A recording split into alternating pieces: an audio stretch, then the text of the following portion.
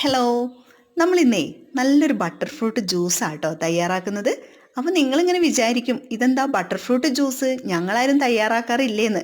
പക്ഷേ ഇതേ ഈ ജ്യൂസില്ലേ കുറച്ച് വ്യത്യാസമുണ്ട് കേട്ടോ.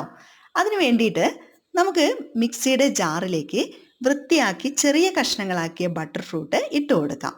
ശേഷം കുറച്ച് പഞ്ചസാരയും പാലും ചേർത്ത് മിക്സിയിൽ നന്നായിട്ടൊന്ന് അടിച്ചെടുക്കുക. ഇവിടെ ഞാൻ 2 ടേബിൾ സ്പൂൺ പഞ്ചസാരയാണ് ഉപയോഗിച്ചത്.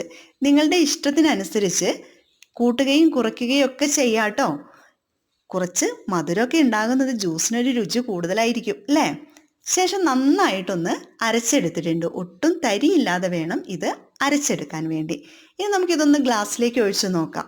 ഈ സമയം ഞങ്ങളുടെ ചാനൽ സബ്സ്ക്രൈബ് ചെയ്തില്ലെങ്കിൽ ഒന്ന് സബ്സ്ക്രൈബ് ചെയ്യാനും ഷെയർ ചെയ്യാനും കമൻറ്റ് ചെയ്യാനും ലൈക്ക് ചെയ്യാനും മറക്കല്ലേ.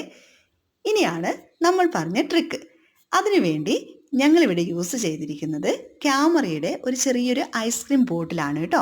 ദേ ആ ക്യാമറയുടെ ഐസ്ക്രീം എടുത്ത് നമുക്ക് ഈ ജ്യൂസിലേക്ക് ഒന്ന് ചേർത്ത് കൊടുക്കാം. ഇപ്പം നമ്മുടെ ബട്ടർ ഫ്രൂട്ട് ജ്യൂസേ ബട്ടർ ഫ്രൂട്ട് ഐസ്ക്രീം ജ്യൂസായിട്ട് മാറുകയാണ് അല്ലേ? നമുക്കും ആ പേര് തന്നെ അങ്ങ് കൊടുത്തേക്കാം. ദേ ഈ ജ്യൂസിൽ ഈ ഐസ്ക്രീം മുഴുവനായിട്ടും നമ്മൾ ദേ ഈ ജ്യൂസിലേക്ക് കൊടുക്കുന്നുണ്ട് കേട്ടോ. ഇപ്പം നോക്ക്, ഒരുപാട് മാറ്റം വന്ന പോലെ തോന്നുന്നുണ്ട് അല്ലേ? നല്ല ഭംഗിയാണ് കാണാനും. വായിൽ കുറച്ച് വെള്ളമൊക്കെ വരുന്നുണ്ടാവൂലേ? ഇവിടെ ഒരാളെ വായിൽ വെള്ളം ഒലിപ്പിച്ച് ദേ നിൽക്കുന്നുണ്ട്. ഇതൊന്ന് ടേസ്റ്റ് ചെയ്യാൻ വേണ്ടി കൊടുത്താലോ?